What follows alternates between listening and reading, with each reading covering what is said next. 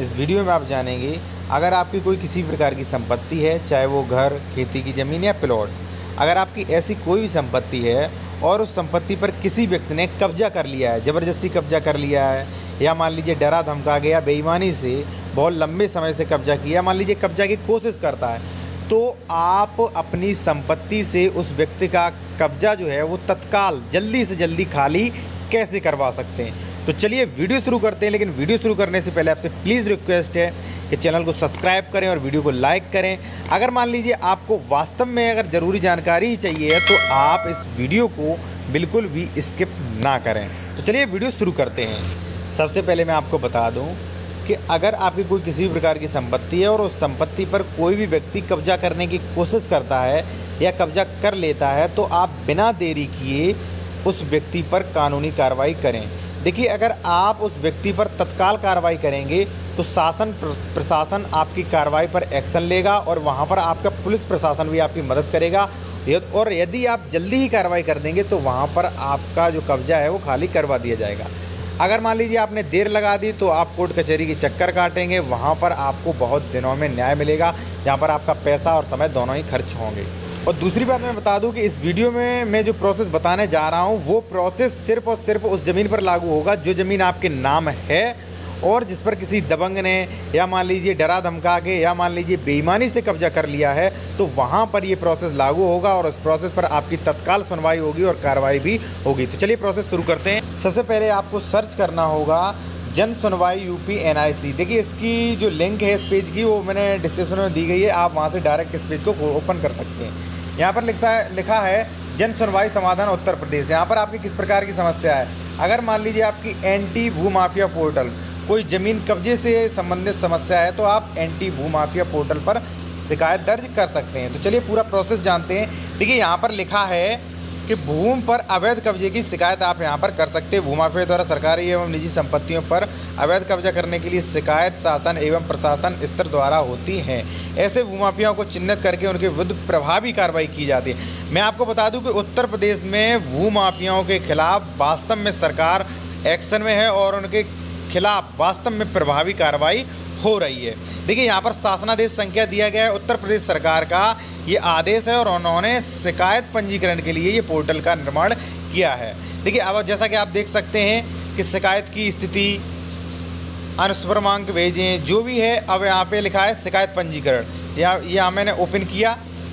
यहाँ पर आपको अगर शिकायत पंजीकरण करनी है तो आप इसको ओपन करेंगे। उसके बाद आपको अगर जैसे मान लीजिए शिकायत ऑनलाइन करनी है तो आप शिकायत पंजीकरण पर ओपन करेंगे। यहाँ पर लिखा है ऑनलाइन पंजीकरण पोर्टल। देखिए, यहाँ पर आपको मोबाइल नंबर, ईमेल आईडी और आपको ये जो कैप्चर है वो आपको कैप्चर नंबर है वो डालना पड़ेगा। इससे पहले मैं आपको बता दूं कि आपको डरने की कोई ज़रूरत नहीं, आपकी ज़मीन जो है वो आपके नाम होनी चाहिए। और दूसरी बात है, ये जो एक्शन लिया जाएगा वहाँ पर आपको कॉल भी किया जाएगा और आपकी जानकारी में रहेगा। तो हो सकता है कि आपको कॉल भी किया जाए, इसलिए आपको डरने की ज़रूरत नहीं है। आपको सामने भी आना पड़ सकता है। ऐसा नहीं कि आप सामने भी आना नहीं चाहते और कब्जा खाली कराना चाहते हैं, तो ऐसा नहीं हो सकेगा। तो उसके बाद देखिए, मोबाइल नंबर है, ईमेल आईडी है और जो कैप्चर नंबर है वो भी आपको डालना पड़ेगा। उसके बाद आप इसको सबमिट कर पाएंगे। और यदि मान लीजिए आप दूसरी स्टेट से हैं, अदर स्टेट से हैं, तो भी आप जानकारी कर सकते हैं कि आपकी सरकार जो ऑनलाइन पंजीकरण पोर्टल है वो आपका क्या है। आप भी अगर मान लीजिए सरकार ने कोई ऐसा पंजीकरण सुविधा उपलब्ध की है तो आप भी वहाँ पर शिकायत कर सकते हैं। अन्यथा कि मान लीजिए आप SP या मान लीजिए जो भी SDM है उनसे भी आप शिकायत कर सकते हैं। दोस्तों, जैसा कि आप देख सकते हैं, मैंने जैसे ही कैप्चर नंबर डाला OTP मेरे फ़ोन पे आ गया। जैसे ही मैं इस पर OTP टाइप करूँगा, सबमिट करूँगा, उसके बाद इस फॉर्म को जैसा कि आप देख सकते हैं कि ये फॉर्म जो है वो ओपन हो गया। देखिए, यहाँ पर लिखा है अतिक्रमणकर्ता प्रतिपक्षी भूमाफिया का विवरण। यहाँ पर आपको विवरण देना होगा और इसके नीचे लिखा है भूमाफिया का नाम, भूमाफिया का पता। और जैसा कि आप नीचे देख सकते हैं वहाँ पर लिखा है शिकायत क्षेत्र की जानकारी। आपको सारी डिटेल इस फॉर्म में फिल करनी होगी। देखिए, जो भी आपका क्षेत्र है, ग्रामीण है या मान लीजिए नगरी है, भूमि का प्रकार है, अतिक्रमणी भूमि का प्रकार, तो यहाँ पर भी आपको फिल करना पड़ेगा आपका प्रदेश, उत्तर प्रदेश। ये सुविधा जो है वो उत्तर प्रदेश की मैं आपको बता रहा हूँ। अन्य राज्यों में भी ऐसी सुविधा होती है। वहाँ पर आपको डिस्ट्रिक्ट सेलेक्ट करना पड़ेगा, आपकी तहसील कौन सी है, आपका थाना कौन सा है, जैसा कि आप देख सकते हैं। इसके बाद आपको विषय श्रेणी, घाटा संख्या, देखिए यहाँ पर एक ऑप्शन आ रहा है घाटा संख्या। देखिए अगर मान लीजिए आपकी कोई खेती की ज़मीन है तो उस खेती की ज़मीन का घाटा संख्या होती है और खाता संख्या होती है, ठीक है। तो दोनों ही आपको वहाँ पर डालनी पड़ेगी।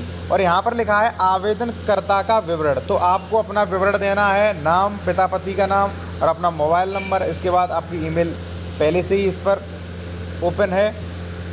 उसके बाद आवेदन का विवरण, आप पूरा आवेदन का विवरण दे सकते हैं। विस्तृत जानकारी इस पर आप इस पर लिख भी सकते हैं, आप टाइपिंग कर सकते हैं इस पर।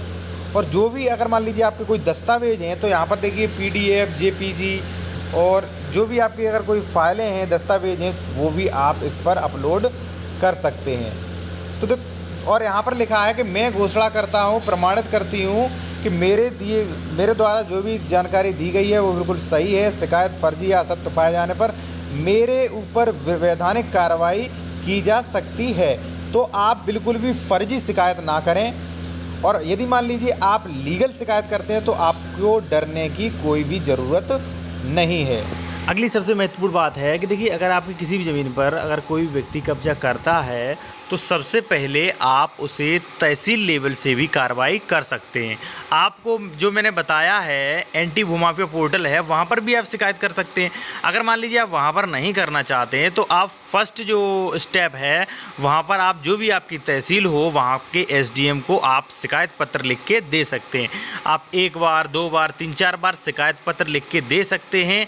और जब भी आप जो भी प्रार्थना पत्र है वो दे रहे हैं तो आप उसकी रिसीविंग जो है वो अवश्य लें। और फिर आपको लगता है कि आपने 2-4 बार प्रार्थना पत्र दिया और SDM के यहाँ से कोई भी उस पर कार्रवाई, कानूनी कार्रवाई नहीं हो रही है, तो आप अपने पास रिसीविंग रखें और उन रिसीविंग को, सारी रिसीविंग को इकट्ठा करा के, फ़ोटो स्टेट करा के आप जो अगला स्टेप है वो आप DM के यहाँ आप अपनी शिकायत, जो भी आपका प्रार्थना पत्र है वो आप DM के यहाँ दे सकते हैं। और जो भी आपने SDM साहब को जो भी आपने वहाँ पर प्रार्थना पत्र दिए थे, जो भी आपको रिसीविंग है, तो जब भी आप DM से शिकायत करें तो आप वो सारी रिसीविंग उसमें लगा सकते हैं। और देखिए हो सके तो आप SP के यहाँ पर भी शिकायत कर सकते हैं। देखिए कई बार क्या होता है कि कई बार ज़मीन के विवाद में लड़ाई होती है, या मान लीजिए कई लोग जो होते हैं वो ज़बरदस्ती कब्जे करते हैं, तो वहाँ पर कई लोग जो है वो SP से भी शिकायत करते हैं और SP द्वारा उस पर एक्शन भी लिया जाता है। तो आप कोशिश करें कि फर्स्ट स्टेप में SDM के यहाँ आप कार्रवाई करें, सेकंड स्टेप में आप DM के यहाँ कार्रवाई करें। अगर आपका कोई भी ज़मीनी विवाद जो है, जो भी विवाद है वो किसी कोर्ट में विचाराधीन है तो उसकी शिकायत आप SDM या DM या मान लीजिए भूमाफिया पोर्टल पर कभी भी ना करें, क्योंकि वो मामला जो है वो आपका अगर कोर्ट में विचाराधीन है तो उस मामले की सुनवाई जो है और उस मामले का जो भी फैसला है वो कोर्ट करेगा। आप इनकी शिकायत जो है मत करें। तो वीडियो अच्छा लगा तो वीडियो को लाइक करें और चैनल को सब्सक्राइब करें। और कोई भी आपका प्रश्न है तो कमेंट में अवश्य पूछें।